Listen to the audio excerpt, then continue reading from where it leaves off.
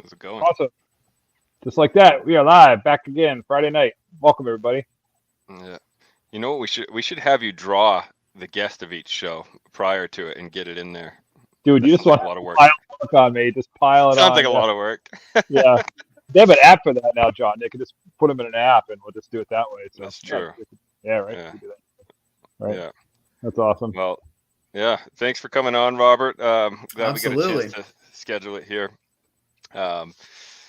We I've been a big fan, and I read Circus Oasis here over the last couple weeks and really dug it. So wanted to chat about that. And I also know you got another book coming out. Is it a couple weeks out now? When is? Yeah, Mojave August might- 12th. August 12th. Yeah. That's right around the corner. Yeah. Right? Yeah. Summer's Sadly, over. That means my 10-year anniversary is right around the corner, so I should probably figure something out there. Yeah, you ought to think about that. My wife's probably watching, so I'm probably gonna get a nasty text now. So that's humor for the show. I swear, Danielle. I have something planned. Yeah. And that was originally released through Thunderstorm, right? As a special edition. It Mojave. was, yep. Yeah. Awesome. Yeah, I want to talk about that too because I'm excited to check that out. And I have a copy of it right here. Oh, look at that. nice. That's the original, right? That's the That's the my. yeah, it's Yep. the Lair. Yeah. It does. Yeah, the glare kind of makes it look crummy, but yeah, that was my only sign limited right there. So Man, cool. that's a bucket list thing right there, though. It is. Thunderstorm puts out some incredible collectors. I've gotten a couple Keens through them and a couple others, but yeah, I'm sure that was cool seeing that. How many were? Oh yeah, that was a printed? bucket list item checked off. Yeah, for sure. Do you know how many were printed on the original run there? I believe it was 45 for the hardcover, and there was Oh, a wow. paperback that was like 80 or something like that. They sold out in under 24 hours. Oh, That's wow. so cool. Super cool. Yeah. Yeah, I could see why. That looks great. Nice cover. It's an expensive hobby, but I've started to collect them every time they promote, one coming out. I'm like, I got to do it. But yeah, so I also I don't know if I told Joel this, but you play the drums, right? Joel was a drummer in a rock band back in the day, so I do. connection. Yeah, I mean, it's more of a hobby. I don't like play with anybody. I would like to play with somebody. I'm getting to the point where I feel like competent enough with my skills as a drummer to play with somebody. I don't have anybody to jam with though, but right. it would be fun. Now you got to teach yourself guitar, Robert, and get 4 chords. This is what we used to have the Walkman back in the day, right? You could record on guitar, right? So I learned to play guitar, just enough to kind of bullshit my way through. So 4 chords, and you could play drums over it with your headphones. So I was originally a guitar player. okay. I used to have a Fostex 4-track recorder. Me where you too. could bounce 3 tracks to track 4, so turn it into a 6-track recorder, and I'd record full songs. I'd use a keyboard for my drums at the time. I just used my fingers to make drum beats, but I wrote all kinds of songs on that thing. Those things are awesome. They're probably like collectible now or something. Those things are great. Yeah, it's beat to hell. I finally got rid of it a couple of years ago. Yeah. What genre of music do you play? Drumming, rock and roll, heavy metal. Pretty much the same thing with guitar. I played keyboard for a while. I got tendonitis. I developed tendonitis in my left hand from guitar playing. I don't know if it was not warming up, what it was, but it was painful. I couldn't play. I couldn't even hold anything in that hand. So I gave up guitar and wore a brace on my hand for like a year, off and on, whatever. And I don't have pain in that hand at all, the wrist. So it was definitely attributed to the guitar. Yeah, so then I took up keyboard to keep playing with friends and bands. And then, years and years later, I got a drum set, and that's what I enjoy. Got it in the basement. I could just play on it anytime I want. I'm jealous of you guys. That's all I ever wanted as a kid was a drum set. My parents, no way. I even was like, I'll put it out. And we had a garage that we didn't park vehicles in. I'm like, I'll put it in there. I'll go play in the cold. I don't give a shit. I just want drums. Yeah. They were. That's the perfect place for a drum set. Right. you're allowed to get one, John, as an adult. You can do that. You can make those. Right. My son actually has a kid drum set that my in-laws got him as a gift, and we said that's not coming here. So I'm just like my dad. I'm like, yeah, you can keep that there. But actually, my mom, after my parents split, bought her own drum set, and I'm like, what the? I wanted one my whole life, and now you get one? Like, what is this midlife crisis crap? Like, come on. I'm waiting for some like divorcee to come up so I can snap up like a DW set. I always wanted one of those, but they're always just like a little bit more money than I wanted to spend. 6, 7, 8,000. Like, yeah, but if I can get one for like 2,500, like I'd have to think about it. It'd be pretty tempting. So those are pretty. You'll find it eventually. Yeah, somebody going through a divorce and needs some fast cash. Like, yeah, just take this thing, $2,000, man. Like, here you go. Like, they got to move into an apartment. They have nowhere to put it. 100%. That's right. You got it. Yeah. Yep. That's what are some bands that you like, Robert, that influence you to play a drum? I mean, I always like drums, like John said, and a similar thing. My parents, despite talking about this on interviews and my mom telling me, no, we didn't ever say you couldn't have drums. She's full of it. They would not let me have drums if I wanted drums. I had to be quiet. Guitar, I could at least plug it in and use headphones. Yeah. So back then it was like Black Sabbath and Metallica and Sepultura and stuff like that. Nowadays, drum wise, I really like the drummer for Mastodon a lot. Yeah, sure. And still, Igor Cavalier of Sepultura. Oh yeah, absolutely. I think what happened with me with drums when I was younger is that we were managing a motel, and so we had 13 rooms, but they would close in the winter, so they pushed me off to like room 12. Like 500 yards from the main house down that way, so I could play down there and no one would ever hear me. So, but a lot of unheated hotel room, learning my chops. So that's how that went. That's kind of a good segue for Circus Oasis. Here we're talking about hotels. It is. So yeah, definitely want to talk about the book. As I said, I really dug this book. I love the slow build to it. What it built up to towards the end, and I try to be spoil free on the show, so I won't say too much about the actual plot. But Circus Oasis, there you go with that awesome glare. Well, it's the glare and the busted book. So yeah. So so with this book, so Joel, I know I think I talked to you a bit about it here.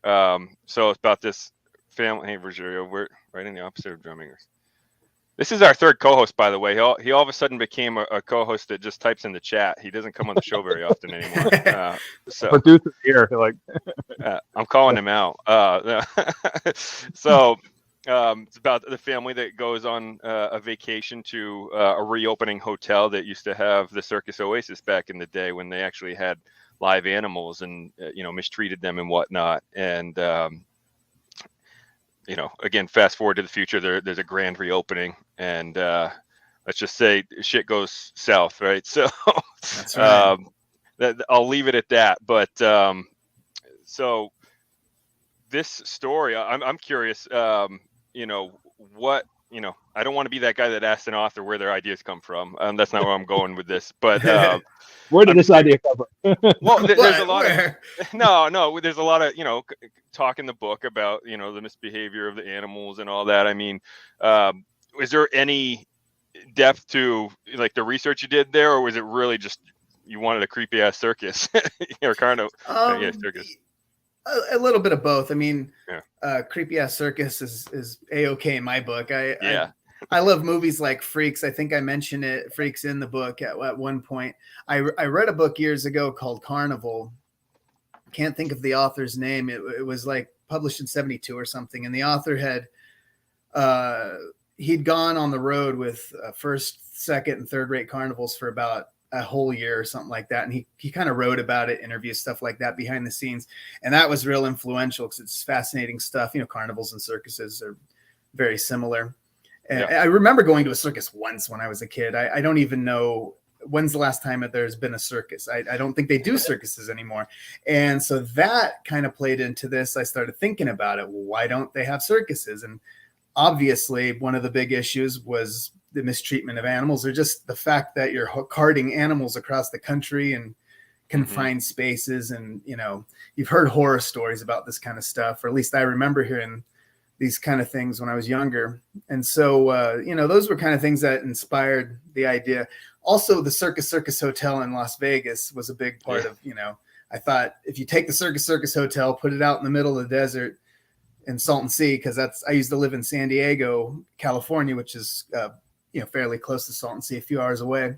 So I had actually been out there several times, and thought this is just, it's kind of, it used to be a very creepy place.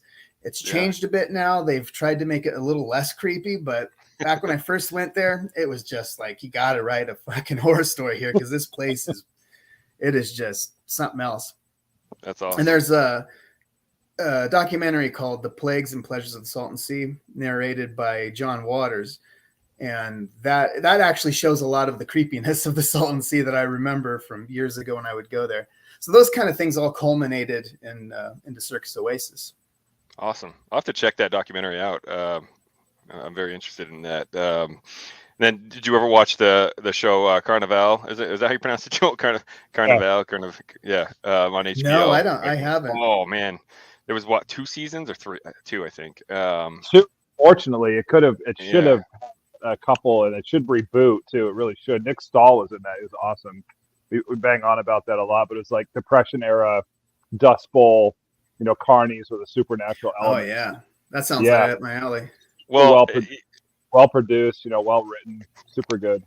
Yeah, I was gonna say, when you circus and carnival go hand in hand, like you were saying, you know, I think people mix them up. I don't even, is the difference is one traveling and one's not? Is that pretty much the only difference? They both travel, but I think the circus typically would have a big top with a center ring, and a show that took place there, and a carnival would be more like different little booths, going back in the day, where they'd have you know, dancers in one booth and a peep show, and you know, the freak booth and all that stuff. That show dives into all that. It's an incredible show for you know, and it won awards. It sucks that they just, HBO didn't put the money into series back then. You know, they just canceled it. What was that? The 90s, so pre-streaming era, right?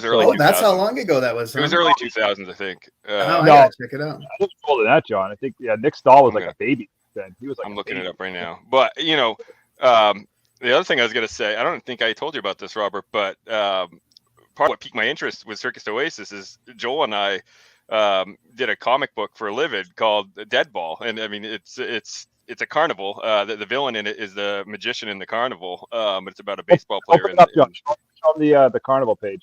Pull the carnival page. Well, hold on. I was looking up something. I don't want to.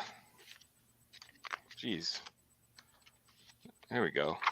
Well, so we got other way. You can see the carnival off in the distance here, traveling carnival. We got the Ferris wheel you can see lit up there at night. Oh yeah. But then we got all the freaks too. You know, we got this. Geez, you always go reverse. The glare, yeah. Like the Ferris wheel over here with you kind of see the freaks there, the tall man, the crawling, the camel lady, and all that. But yeah, so when I saw your book, I'm like, oh man, that's right up our alley, because we were literally just releasing this book, and yeah. So sorry, I had to look up the carnival thing. You guys can talk here. I need to know the answer to this. Yeah, I think one thing that's super like always was kind of the mystique and interesting thing with like carnivals and circus is like, what the hell goes on those grounds at like 2 a.m. right? Like all these guys that are very almost like a family. There's probably some ancestral stuff going on, but just like, what's it like when all that shit's kind of shut down? They're out in the field somewhere at like 2 a.m. Like that's got to be like some crazy shit's got to go down. I was thinking, right? Yeah. Behind the scenes, that's fascinating stuff to me. Yeah, recently I saw that movie Nightmare Alley. That I was just going to ask that. Yeah, that was really good. I loved that movie. Yeah. I don't want to spoil that either, the ending of that, but yes, my wife and I were hoping for, we kind of called that a little bit, like with like 20 minutes left. I'm like, man, if they don't do this, it's a wasted opportunity. And they did. I was like, yes. Carnival came out in 2003, Joel. I was right. 2003 to 2005. That's like 97 to me. I said early 2000s. I know, you win. 2003 is the new 97. That's right. Yeah. Well, that's what, when I wrote my book, I made it take place in the 90s, and I'm like, holy crap, this is nostalgia now. Like, Yeah. I think we're getting past the 80s as the nostalgia era.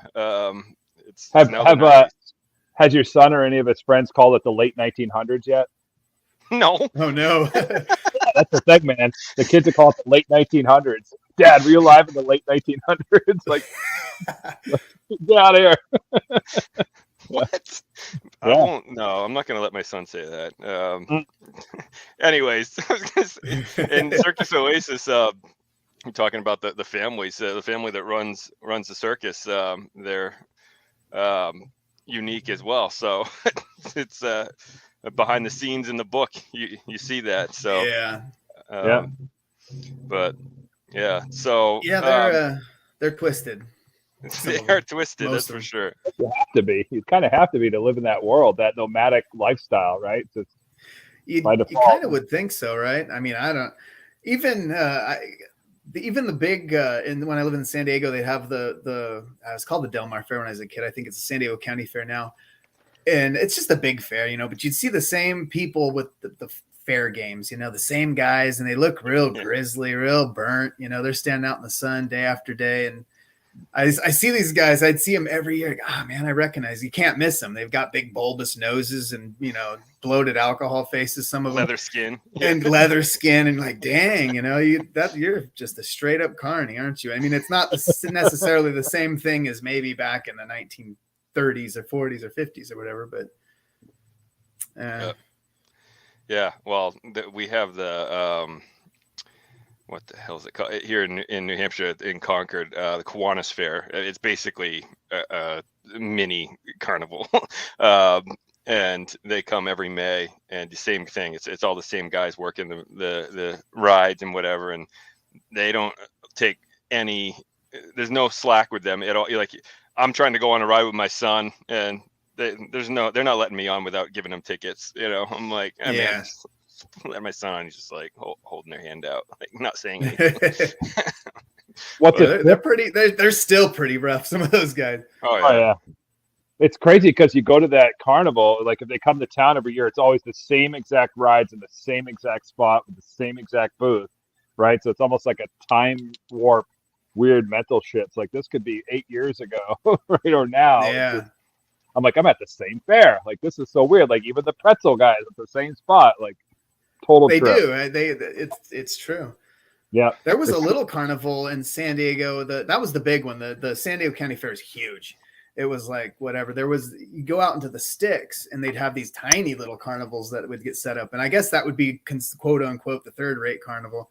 And there was one, they still had a table where you could win carnival glass, which is something I thought that was like long gone. It was fake carnival glass, mind you. This is not the stuff you find in thrift stores that's worth money. This is some, crap that they're, passing off as carnival glass, but that one was really old school. Yeah. And they always set it up in the same exact spot. It was when I was dating my wife at the time, it was behind her dad's house in this field, and we would just like walk through with this path and just kind of go into the carnival. That was cool. That's cool. Are you the kind of guy, Robert, that would do the crazy rides, or do you have a limit on your ride selection? Oh yeah, carnival rides I feel like are kind of sketchy. Yeah, just because are all the bolts tightened all the way, So, and I don't want to spin around and puke. So yeah, I don't do the spinny, pukey type things. Yeah, I like to just play the games, like knock over the bowling pins or whatever with a bean bag and get pissed off trying to figure out what the technique is, or whatever. Yeah, we'll find out that they basically rig the basketball hoops to make them oval so the ball doesn't fit through, like shit like that. They really do. Yeah, they really do. Yeah. Like, you have to hit it perfect. They go, look, it's just easy because they've been practicing it so much. They know exactly where to throw that ball. Yeah. Oh man. Did you guys ever see that viral video of? I think it was like a traveling fair, where it was like this, basically like one of the ships that just goes up and around like this with everyone sitting facing forward, and it wasn't set up properly. The weight of it started to tip forward, and you see like a ton of people, 20, 30 people just running over to try to hold it up because it was going to fall down frontwards, and everyone was going to fall face first from like 30 feet up. And there was like 30 people that just held it and saved everybody. It was wild. Oh, wow. I'm like, oh God, it's tough for me to want to let my kid go on those things, but yeah, oh, man. Yeah, I mean, how many times have those bolts been loosened and retightened as they moved across the country, right? Eventually that metal's got to be giving it up a little bit. One skipped bolt on accident because they're hung over from the night before. You know, I'm not assuming they drink, but there's probably a good chance. And so, but yeah, I know. It's like my wife always wants to reminisce and take them to the fairs and all that. I'm like, man, we go to theme parks now though. Like I kind of miss some of that too. I miss the smell of like the food and doing all that. But some of those rides now that I'm like a parent, like my parents didn't give a shit. Like they just go do whatever. But at least at the fairs, my dad was always wanting to watch the horse polls, and like all my brother and I wanted to do was go on the rides. But we could go on anything back then. But now I'm like, am I just a paranoid parent or what? Because like I see that a simple ride and I'm like, all I picture is like Final Destination shit, you know? Yeah, like the fair coming undone and rolling down the street with everyone in it. Right. Oh man, but I wanted to ask about your other book, Mojave Mud Caves. I just wanted to get the name right. Mojave Mud Caves. Yeah, that sounded pretty wild there when I saw Sean post about it. And I'm like, man, that book sounds freaking awesome. You mind telling us a little bit about that one? Yeah, Mojave Mud Caves. It's kind of, my parents lived in Arizona when I lived in San Diego. They moved out there eventually. So I would drive out there to, for Thanksgiving and stuff. So we drive through the Mojave Desert, you got all these mountains and stuff. And you start thinking about things. So the story is there's Lake Havasu is very popular out there for college kids to go and party and all this. So the idea is there's a group of college kids that are going out to Lake Havasu, and they decide to take a detour to go see something called the Mud Caves out in the mountains, in the desert, 100+ degree weather, where one of them goes missing inside the cave. In the really bizarre, strange caves. With some kind of strange creature. So this is like my creature feature sort of story. I call it the Adam Age movie Them Meets The Descent. Nice. Yeah, that's like giant mutated bugs that live in the mountains. Perfect. And then there's other parts to the plot that's sort of kind of just half of the story, but I haven't prepared like a very good thumbnail. Oh yeah, sorry, I did that to Mel. No, I'm bad at that with anything. I'm doing a convention at the end of the month. I'm like, man, I got to start brushing up on how I'm going to pitch these books when someone asks, because I don't want to have that blank stare on my face. Like, well, it's this guy. I have to tell you a story. So I went to AuthorCon and I brought like 15 proofs of my book because I just wanted to give them to like some of my favorite authors and in hopes that they would maybe read it, and. I forget who it was. I think it was Jeff Strand. One of the authors was like, "Yeah, what's it about?" And it was Wiley Young. And he's like, "Tell me what's it about?" And I just because like was not expecting someone to actually ask me about the plot. And he's like, "Man, you got to have that down." Yeah. I'm like, "Oh shit." Or you go the other way and tell the whole book, John. You do that too. That's another one of your moves. Well, that's why I'm afraid to I should just read the freaking back of the book because at least I would sound intelligent. Right? I worry about that too. I'm going to give away like something really like with Circus Oasis. I don't want to talk about the end. Don't want to talk about. There's a lot of things I like to keep hush hush about because I think it's more interesting if you read the book and discover those things. Yeah. Like when I read Circus Oasis, I went into a blind outside and knowing, it was going to obviously be a horror novel about a circus, which sold me, but I had no idea. I didn't even read the back of the book. I didn't want to. I just wanted to go in blind. So it was cool. Like that. I like going into movies that way if I can. I try not to watch trailers too much. And I like reading books that way as well. Yeah, honestly, especially with trailers now too. Like I have a group chat with a handful of my movie nerd friends, and they one of them went to see Nope, and he had watched the last trailer for it, and he was so pissed. He's like, that last trailer gave the whole fucking movie away. He was so mad, and none of the other people in the chat had watched the second trailer, so they were just blown away by the movie because they had no idea what to expect. So yeah, trailers just do that now. You know, if you don't, it's always the trailer that comes out like leading up to the release too. You never want to watch that latest trailer; it gives too much. Yeah, I haven't seen a movie in the theater in a while. Well, not a new one. I've seen older movies like Nightmare on Elm Street just for fun. But the trailers you see in the movie theater seem to really they play those extra long trailers, and then you can't get away from it unless you go get popcorn or something while they're playing it. Exactly. Yeah, I wanted to go see The Thing when they did that anniversary release in theaters, but didn't get around to it. It played right around Father's Day. Cool. That would have been so awesome to see that. So this is what I do. I go on tangents and then I forget what I was going to say before. So I have a question. Is Circus Oasis a standalone, or are you going to revisit that world and those characters eventually some other time? Or do you feel like those are at this point? At this point, it's a standalone. I mean, the majority of what I write it as a standalone. Although a lot, Circus Oasis, it's a complete story. I don't really leave much at the end to. I mean, anyone I guess can come in and you can come up with a sequel if your book does really well.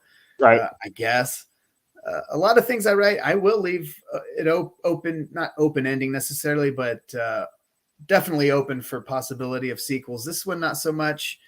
I'm not a big sequel guy. I don't like sequels very much. There's a lot of movies. The first one is really cool, and because it did so well, they put a sequel out and it sucks. It's just a cash grab. Yeah. And when I was a kid, I loved it. I mean, I was all about Nightmare on Elm Street and Friday the 13th, all the different, versions of it. Anymore, not so much. So with my own writing, I have one trilogy that I pitched it as a trilogy. And so I wrote the first book I actually had written as a standalone, and then I pitched as a trilogy because I got some ideas. But outside of that, most of what I write is standalone. No, Oasis most definitely is the way it ends. Nobody gonna run into that same universe, right? No crossover, like character appears randomly just for a page or something. Could be the universe thing. A lot of people have that shared universe in their work, like Stephen King and Brian Keene are two big examples of that. I do use some things. For some reason, there's an apartment building that gets used in like 3 or 4 stories. A friend of mine lived in this apartment, and it's just the positioning of it and the building, everything about it was just great. So I use it over and over again. And I always have the same manager there. So you can say that those stories are in a shared world, and they all seem to take place in that one corner apartment, that unit, but it's not a conscious effort. I mean, there's no continuity. It's just like, I like that setting. I'll use it over and over again. I always wonder with like Keene and King, like if all along that's, I think at least with King, with Castle Rock, that's been kind of, planned out in his head. But like, I wonder with Keene, like if that was originally the plan to just have the whole universe connect. I think he said it was, because he always, he's a comic buff, so I think he liked the whole idea of like the whole universe type thing. But it seems like, I don't mind having Easter eggs, for books. I feel like when I write, I don't mind like mentioning something from one of my other books, but just that's it. Like I can't even imagine planning out like timing that out, like from a plot perspective, like, oh, this happened at this time and that happened at that time, and it's different characters. And but I agree. There's no way I'd be able to keep track of it all. And the Easter egg thing, I guess that's more along the lines of what I do from time to time, but it's not something that I'm very conscious of. When I'm writing something, I'm just into that world, and I'm not really thinking about, maybe up the street is where this other story happened. It's just, So I remember that from Stephen King books. Oh, and then there'd be a thing like, and that's where the clown pulled the boy into the, sewer. That happened up the road. Like, oh, okay, that's weird. And I have to admit with King, I mean, I'm a huge King fan. I was growing up, but like I was not, that in tune with catching that stuff. Like people know every little nook and cranny of Castle Rock, and I'm like, they're like, hey, that was the street that took place on in this book. I'm like, oh shit, didn't even think of that. That wouldn't have never I'm the crossed my mind. same way. Me too. I don't. Yeah, I there's supposed to be a connection between Insomnia and the Dark Tower series, and I'm like, I don't even know where that is. I mean, color me stupid, but I read Insomnia when I was a teenager, and I don't remember a whole lot about it anyway, much less right. how it connects in the big scheme of things. Yeah, exactly. Oh man, I wanted to ask you too, because in the Books of Horror group, which by the way, anyone that watches, like, you got to join that group. It's amazing. Yeah. But you often post. You have a lot of the old school paperback horror novels. Have you been collecting them, or do you still collect them? Like buying new ones? Like the ones you're posting are those new to your collection, or you just pick random ones and show them off? Lately I've mostly random books. I've been posting a dozen at a time every few days or something, just for fun, till I get sick of it. It gives me an opportunity to look through the books and find cool different covers and stuff. I've been collecting them for probably about 20 years. Damn. At the beginning I wasn't as big a collector as I am now. I actually used to sell a lot of them. I'd read books and I'd sell them on eBay and keep a few, and then at some point about 10 years ago I started to keep more and more and more, and I've got thousands of them now. Yeah, and I still do buy them. Yeah, I'm always actively filling gaps in the collection. That's awesome. I never thought of collecting the old school covers until I went to the Paperbacks from Hell thing that Grady Hendrix does. Oh yeah. At AuthorCon, and it was freaking awesome. But like, I'm like, damn, I kind of want to start collecting these. These are pretty wild. Not just the covers, but some of the plots. It's like, they did that? What?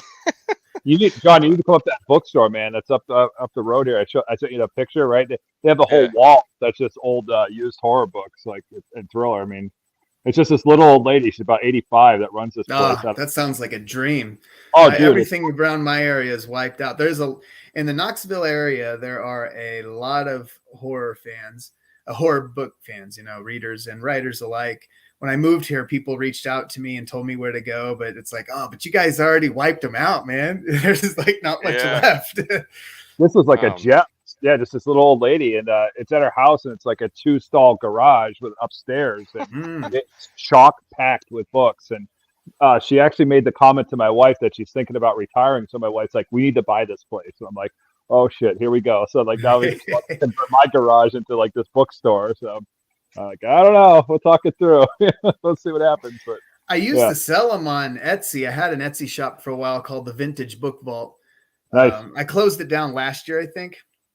And I ran it for about 3 years, and the whole idea was that I would buy lots of books from eBay and stuff, and I'd keep the ones that I needed for my collection, and then sell off the others, and I'd make money even off of it. But it got me a huge chunk of my collection for free, basically. And just after moving to Tennessee, I made this deal with somebody who was selling books on Instagram. I bought a few books from her, and I said, when you're done with your book sales, whatever you have left over, I sell books, I collect books. If you want to sell them to me, we come up with a deal. And she's like, how serious are you about buying my whole collection? I was like, I'm very serious. I'll buy your collection. So I bought her entire collection. She'd curated these books, I believe, after reading Grady Hendrix's Paperbacks from Hell, because some of the prices on the inside, how they write the price on like the first page, some of them would say VTG for vintage, which these old paperbacks were never considered vintage until kind of recently. You get them for so cheap, right? 10 years ago, 5 years ago, especially before Paperbacks from Hell came out. And some of these would have prices of $10-15. And she sold me it was like 1,200 books or something for a pretty good price. I mean, I paid, I think, less than $1, about $1 a book. Wow. And I put a whole ton of books into my collection. I mean, stuff that's just like Halloween 2 was going for tons and tons of money. I think it still does. And just so many other cool titles. And then I sold a whole bunch of them. And she's like, you sell books. That's cool. I'll support you. I'll sell you the whole collection. That's cool. I used to sell like antique papers, books, ephemera, all that stuff. So I'd buy like the 18th century stuff, 19th century stuff, the leather bound, real ornate, really, really cool. Oh, geez. Yeah, I had something from the 17th century, man. It was like 1640. And then I just sold all that stuff. I was getting rid of my house, and I had to go to an apartment for a while until we got another house. And I had some pretty awesome stuff like back in the day. Especially like the old creepy like medical shit where they'd have like the drawings of brain dissection and things like that. Yeah. art was just off the scale back then because they're dissecting cadavers back then. And, yeah.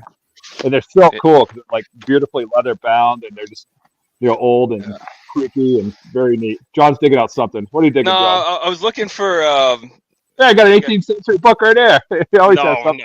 Yeah, no, I don't have that. No, I was looking. I have the original cover for Fear from Ronald Kelly that I got off eBay, and I was pretty pumped about that. But yeah. Well, I saw someone posted in the Books of Horror. I'm like, I want that cover. I had the snake one, and I'm like, that cover is so freaking awesome.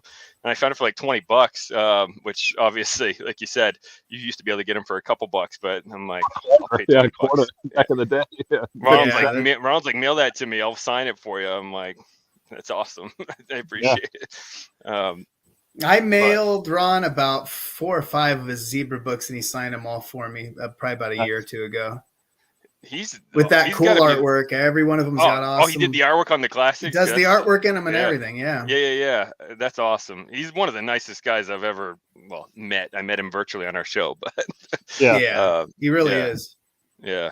Well, you guys are both in Tennessee too, so I'll be meeting him in at the beginning of September. He's having. Oh, you going to that thing? I'm going to his book thing. Yeah. Oh, I'm jealous of that. That would be fun. Yeah, it's about 2 hours away from me. 2 hours, that's worth it. I'll go meet Ronald Kelly, and Jeff Strand's going to be there. I was going to say Strand's he lives in Tennessee now. Yeah. That's cool. I met Jeff at AuthorCon. He was cool.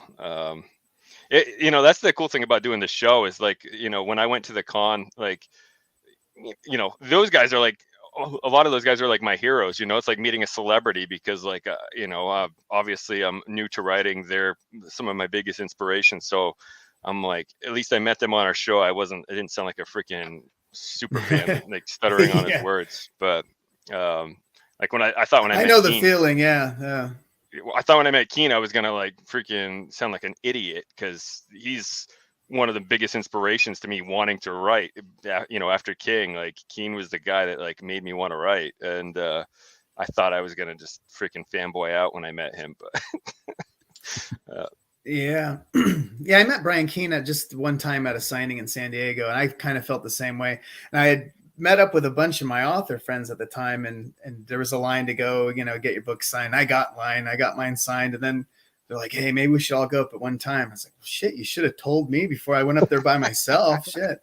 And so when Joe Lansdale came through, I made sure we all went up the same time because I get nervous. I'm just like, oh, wow, this is Joe Lansdale standing here right in front of me signing my books. That's it's so fun. Of all the authors I met too, it was Josh Mallerman, who we didn't talk to on our show. When I met him, I did sound like an idiot, and I tweeted about it a couple hours later when I was sitting at lunch drinking by myself, getting buzzed up like an idiot. I'm like, I just embarrassed myself in front of Josh Mallerman. He freaking saw the tweet, and when I went back into AuthorCon, he was like laughing at me about it, calling me out. I'm like, God damn it. He goes, I didn't even notice it till you tweeted that, but I guess you kind of did. I'm like, shit. That's funny. Yeah, but. I'm going to AuthorCon next year. That's going to be fun. Oh, nice. I got a table. So I'll meet you then. So that's cool. I'm excited. I went as a fan last year and came home with like 50, not 50. It was literally like 35 books though. My wife. Oh yeah. I bet. She's like, did you give all your books away? Cause I brought 15 of my proof copies. I'm like, yeah, but I brought 30 something back. So technically I'm positive here. I'm not negative. Right. But yeah, it was one of the best. I mean, that's the only con I've been to for books, and it was one of the best experiences I've ever had. Like I just was with my people, it felt like home. So it was so awesome. I'm looking forward to it. Yeah. I got a table too. So yeah, that'll be fun. I'm looking at that chart. There was a chart showing it's kind so of the blurry. It was blurry. I'm like trying to make out names like, God, there, sure. There's a lot of, like, I recognize like every name just about. Dang. Yeah. Did you are you in the main room or did you get in late? Yeah, I got my tickets during the first or ticket, whatever you call it, my table. The main room. Cool. Yeah, I'll have to double check. I wonder if we're near each other at all. I'm kind of over near the D&T table, which is cool because that was before D&T picked up my next book. So it's kind of funny that I'm near them. But yeah, it was a good experience. Looking forward to it. I'm kind of jealous. I'm not at Scares That Care right now. So, yeah. But so you got the 2 books. Anything else in the pipeline here coming up? I do. I have quite a few things in the pipeline. After Mud Caves, one of my publishers, Raventail Press, they're publishing a trilogy. So the 3rd book will be coming out. It's the Evil Awakens trilogy. The way that when they publish books, it sort of just comes out. They don't tell me the date. I'll just get an email saying, okay, it's out. They're an interesting publisher in that I feel like they're sort of getting an audience that I don't know how to explain it. It's a different audience than I have or that I'm promoting to. It's kind of, they have a whole different sort of way of doing things, I guess, than I'm used to with the small press. And so I don't know, we're seeing how that's going to go. But so that 3rd book's coming out very soon. I just approved the cover art, and I just got to look over the file that they sent me with the edited manuscript. But then I'm putting out, I self-publish like 1 or 2 books a year. I just kind of started that this year with Follow the Maggot Wagon. So I'll be putting out a collection of short stories called Infected Voices. Nice. Probably around November. I think I'm going to be staggering the short stories in 4 clumps on Godless leading up to my paperback release of that.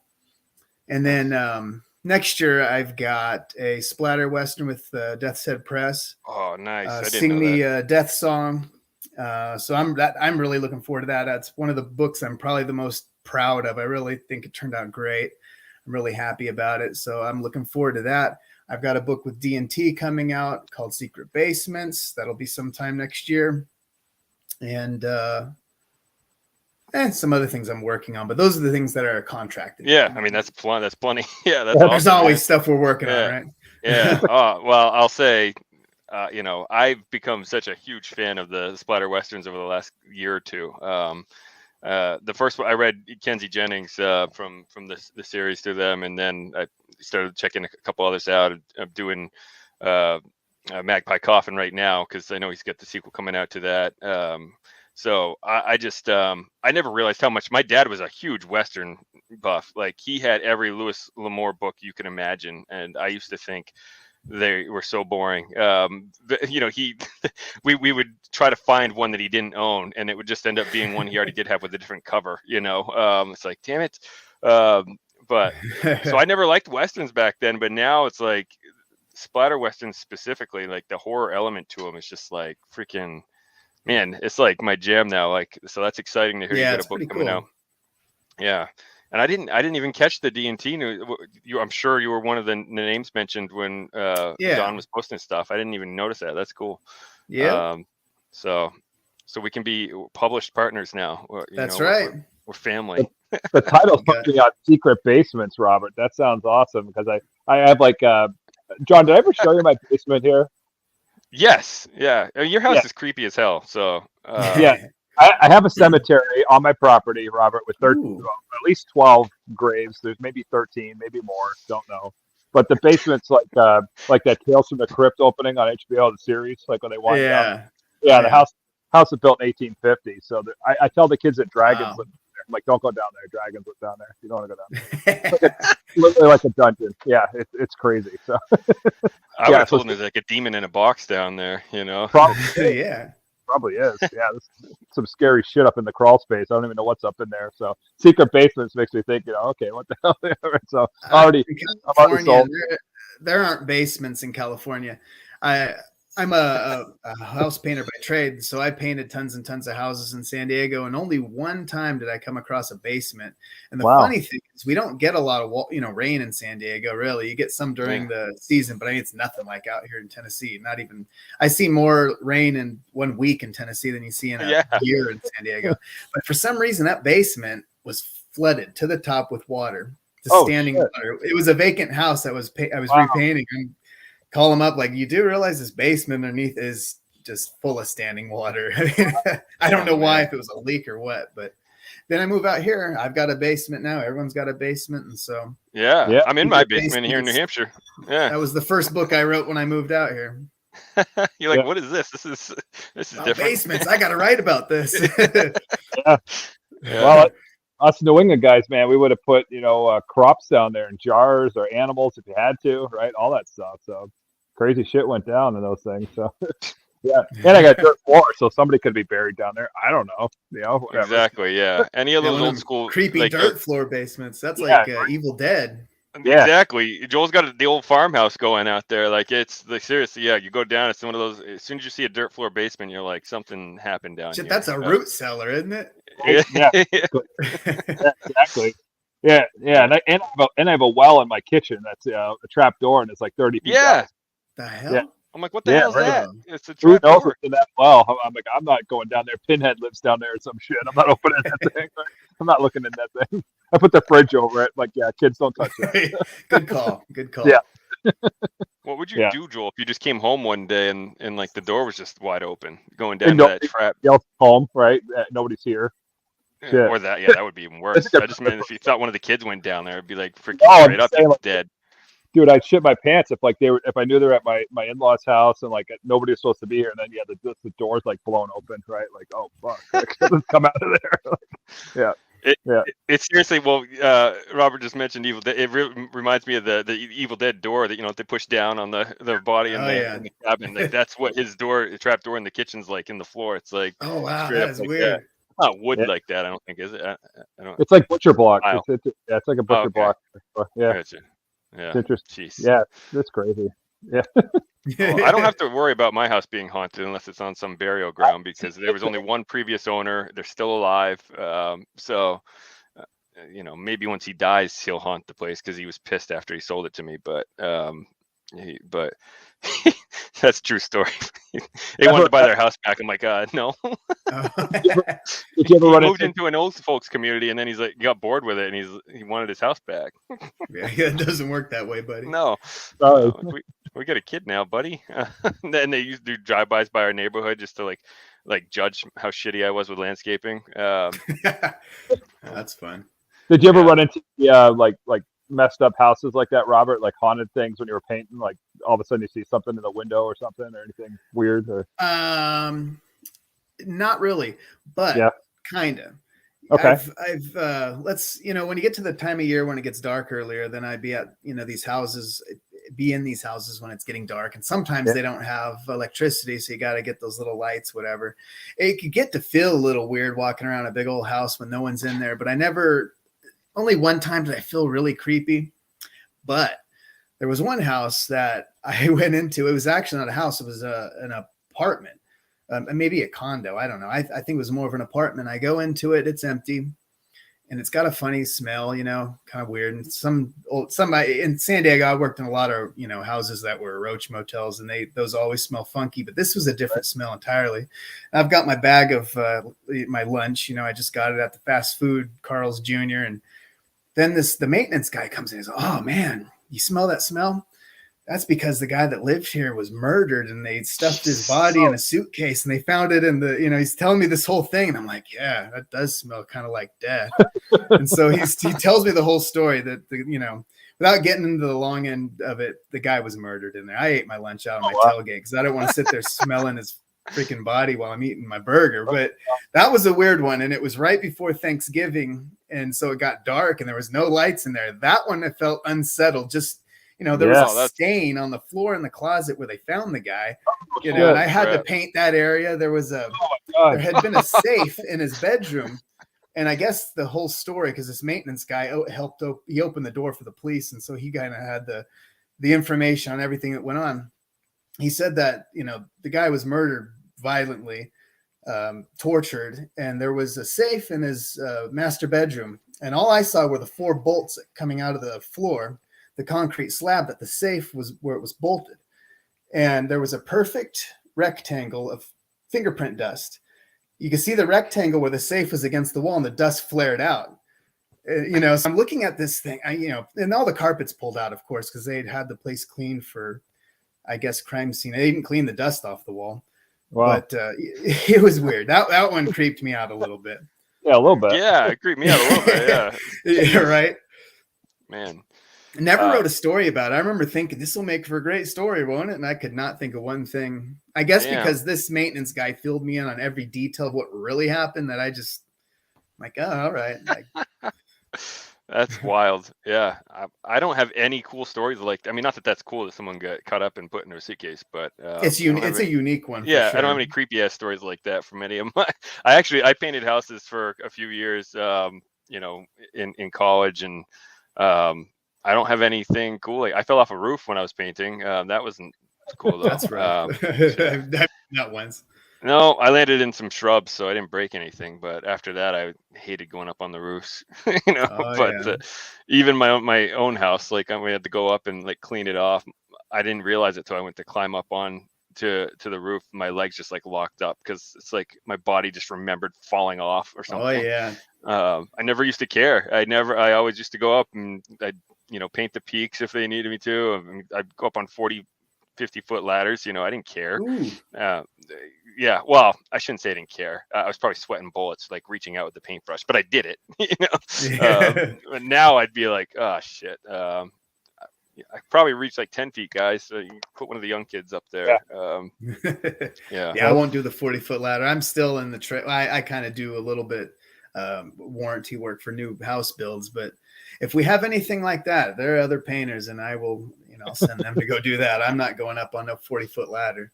Oh man. Yeah, you feel as soon as you get past the midpoint, you just every step you take, it's like whoa. It starts wobbling. Yeah, no thanks. And then like trying to like walk around with it up for it, I'm like, oh god, this is gonna fall behind me. I'm gonna freaking land on someone's head. Yeah, but I'd be pissed. I dropped the brush or something. Like, fuck, man, I gotta go back down, get my brush. Right.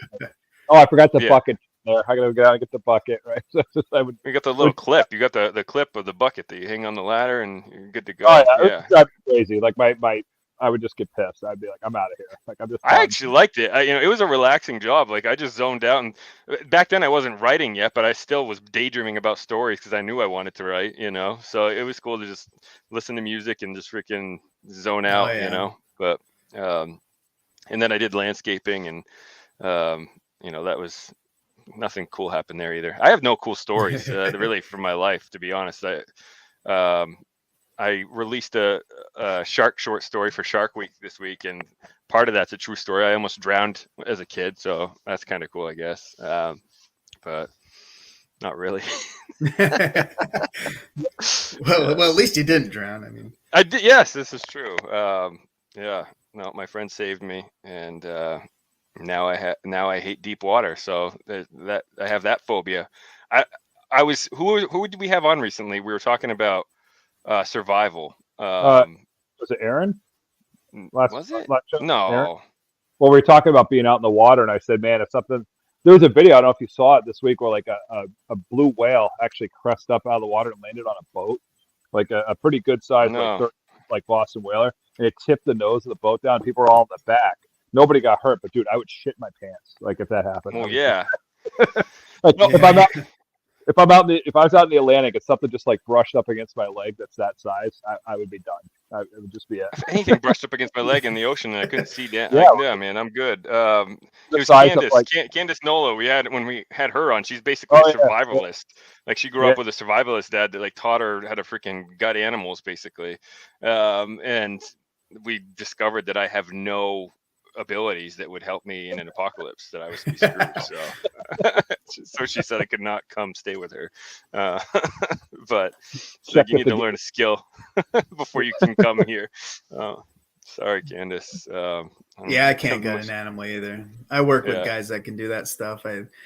I'd love to learn how to hunt. I mean, I like the taste of deer meat, but shit, I don't know any of that. My two best friends are hardcore, or two of my best friends are hardcore hunters, and they always mention wanting to take me out. My wife just laughs at me. She's like, if you even would pull the trigger, like you wouldn't do any of the other stuff. I'm like, no, they would. I'm not gonna gut that thing, and they'd probably make me. But you know, it's like a freaking tradition, right? You gotta wipe the deer's blood on your head or something, and freaking cut it. You're gonna take a bite out of the kidney. You're like, what? No. No, I'm good. Any weird UFO sightings, Robert, out in like the Southwest desert? Because I know there's a lot of usually a lot of sightings and activity and stuff out there. I don't know if you ever saw anything like driving out there, anything weird. I haven't. No, my uncle used to talk about something that happened to him years ago. You know, it's like ghosts. Almost everybody has a story, but I don't. The one time me and my wife had seen these weird dots in the sky, it turned out to have something to do with it was like, I don't know, 4th of July or something. And they had sent these things up in the sky. I don't know if they were monitoring for fireworks, but there was a legitimate reason for them to be there. But before we knew that, we were just certain we were seeing some weird, UFO stuff. But no, I don't have any experience with anything like that. Allegedly, there was a lot of activity out here. I have a lake near me about a mile down the road, and people saw things on the lake like 40 years ago. And I haven't seen anything out here yet. Freaking macaroni lady, man! Your town is like needs to be like a fictional town in a horror novel. Seriously, I'll give you all the material you want, man. Do it. So what he's saying, Robert, is some lady actually made macaroni art recreation of that sighting of the UFO. Right? Dude, if I'm ever at somebody's yard sale and I see that thing, I'm freaking buying it and hanging it above my mantle. Like I want to find that. I want to find out who she is, and do you still have that art? And I want to hang it in my house. I don't care if pieces have fallen off, and it's like 1/3 of what it once was at this point. Just the fact that the time to make of all medium use macaroni. Macaroni, that is funny, right? That's so out here. That is like what somebody would do from out here. It's like, paint now, illustration now, macaroni it is. Like, let's glue that shit up. Yeah, it's a very. Hey, man. Yeah, you can't see behind him, Robert, but it's just all woods. Like, it's legit middle of nowhere. Like, oh, really? I had to drive out to his house to like sign comics with him and like box them up for customers. And I'm like, where the and I grew up in Newport, New Hampshire, a small ass town in the woods. But like when I was driving out to Joel, I'm like, I feel like someone's gonna be around this bend and like be hitching for a ride and freaking kill me, but.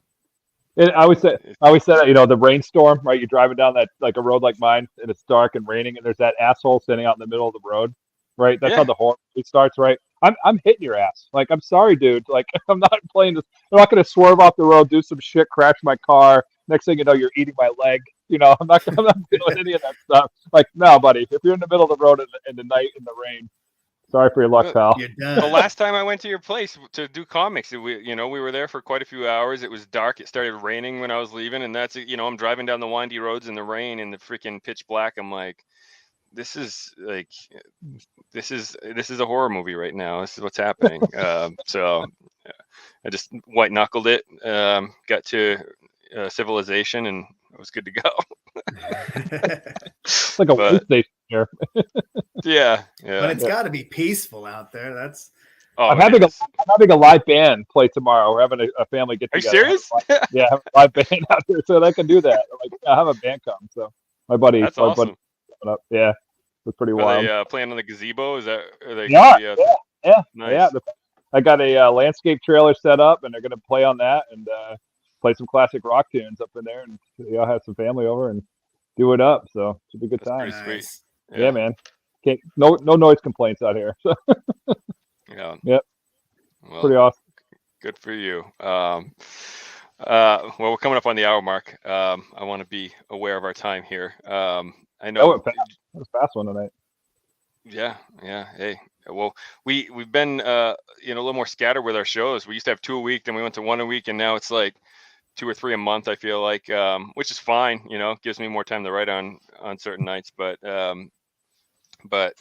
yeah, I know you usually ask certain questions to every guest, Joel. I always forget what they are, so I can't tee you up on that. But I'll go with one. My one I always ask, Robert. What obviously write a lot of different things that scare other people. What scares you the most in life or whatever? It's one of my famous ones. What scares me the most in life? Unhinged people, probably. I mean, nice. Right? That can make you nervous when you see someone coming unhinged and you're in their vicinity, right? That freaks me out. Yeah.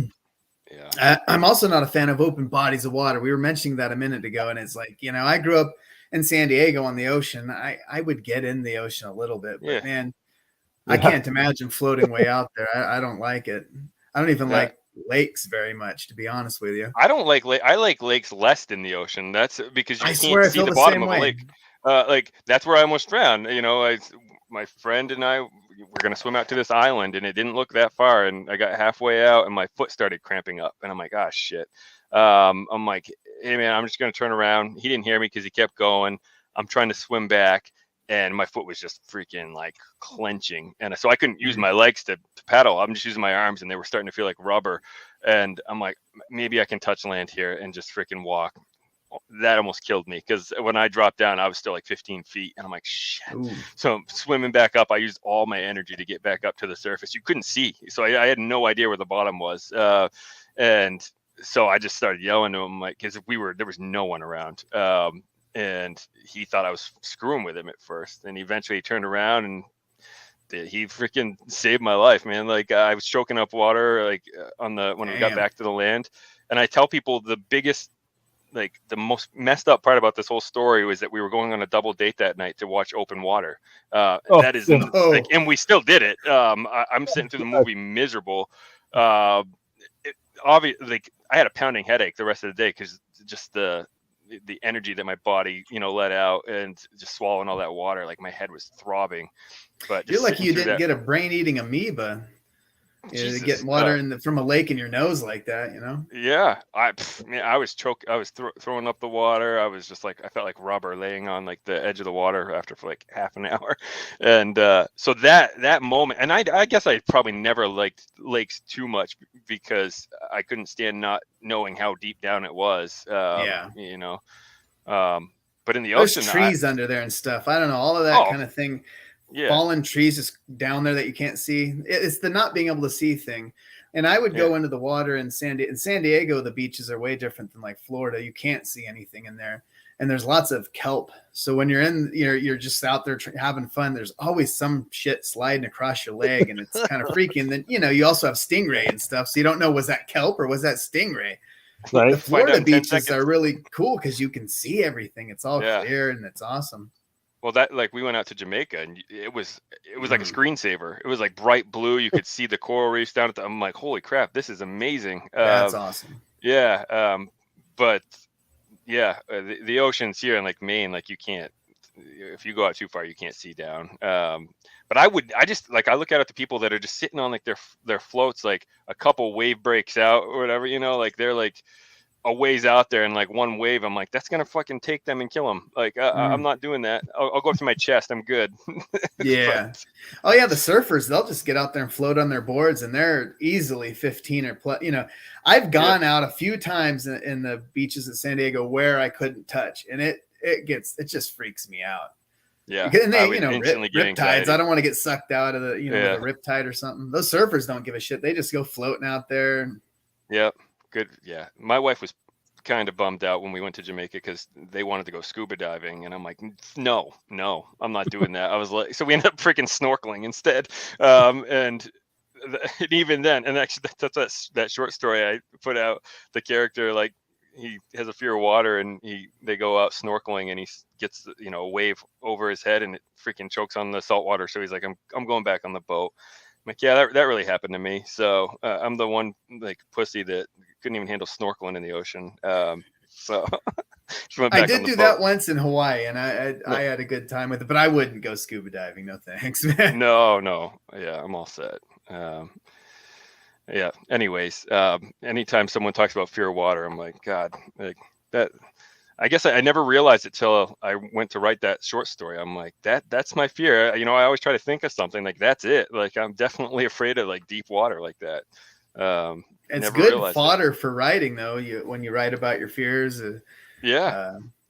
I don't know if it helps you get over the fears, but at least you can work through some of that, No, it just helps you build the character out. That's not getting over anything. It actually makes me. It makes a good authentic character, right? Because you could really dig into how it feels to be scared of water or unhinged people or whatever. Yeah, exactly. The wild card here is all the hillbillies throw shit in the water. So there could be a car down there. There could be like a broken old mining crane. A drum set. There could be anything down the water down there. Bust a bottle of moonshine. we used to jump off the quarries, John, and Concord. We were kids, like maniacs, good cliff, jumping off that thing. And then they drained it one time. There's all kinds of shit like that down there, like old mining equipment. Wow. Like, you get a car antenna up your leg, pierces your leg or something. Yeah. Like that type of shit's like, I was just out of my mind when I was like 16, jumping at 40 foot off this cliff into that. See, I wouldn't do that. I would never do that. Even before I almost drowned, like that was never something I would have been like, yeah, let's go do that. My wife would. She's an animal with that stuff. But like I wouldn't do it. Actually, there's a couple kids in my high school that drowned doing something similar to that. There was like this big sad thing, like the biggest athlete in our school, a couple grades below me, like he drowned one summer, just jumping off something like that. His foot got stuck under a rock. Oh damn. Yeah. So that like, I already was sketched out about that, but once that happened, that just like, yeah, I'm never doing that. So, yeah. But yeah, there we go. I brought the show down. Sorry guys. Oh man. Well, all good. I'll stop there. That's a good ending spot to really make people feel good tonight. So and on a downer, right? Yeah. Where can people find you, Robert, and find your stuff online? I'm on all social media under my name, Robert Essig. And of course on Amazon, you can find all my books. Books are on godless.com as well. Some of them, a few of them. So yeah, look me up, look my name up, find me. I'm on Facebook, Instagram, all that stuff. TikTok. You are? Twitter. I am on TikTok. I can't figure TikTok out. Joel tried to get me to do it for Livid, and I felt like an idiot. So, I'm always perfect for it then. A guy I work with got pretty big on TikTok, and so that's what really kind of led me into getting into it. He just does silly, goofy redneck stuff. He calls himself Rowdy Roger. Just does silly shit. You look at some of the shit, and you're like, what is this? Why, if he can do this stuff, get 500,000 followers and shit, then what am I doing wrong? Right. So I thought I'll give it a shot. I think one video got 24,000 likes or views, not likes, views, and that was like, oh, that one was good. But then like the next one gets 65 or something. I can't figure the algorithm out, but I give it my best shot. Yeah, that's cool. Well, there you go. So we're gonna look up Rowdy. What's his name? Rowdy Roger. Look up Rowdy Roger. Yeah. Rowdy Roger. Oh man. Well, thanks for coming on, man. This is awesome. Everyone needs to read Circus Oasis. And then, geez, I feel like it's not like a Dr. Seuss thing. Why do I keep struggling trying to say Mojave Mud Desert, Mud Caves? Mojave Mud Caves. Why do I keep butchering that? I don't know. But check that book out in a couple weeks, and then the short stories you said in November. Yeah, that should be around November. Yep. Infected Voices. Yeah, that's awesome. I'll round out my year.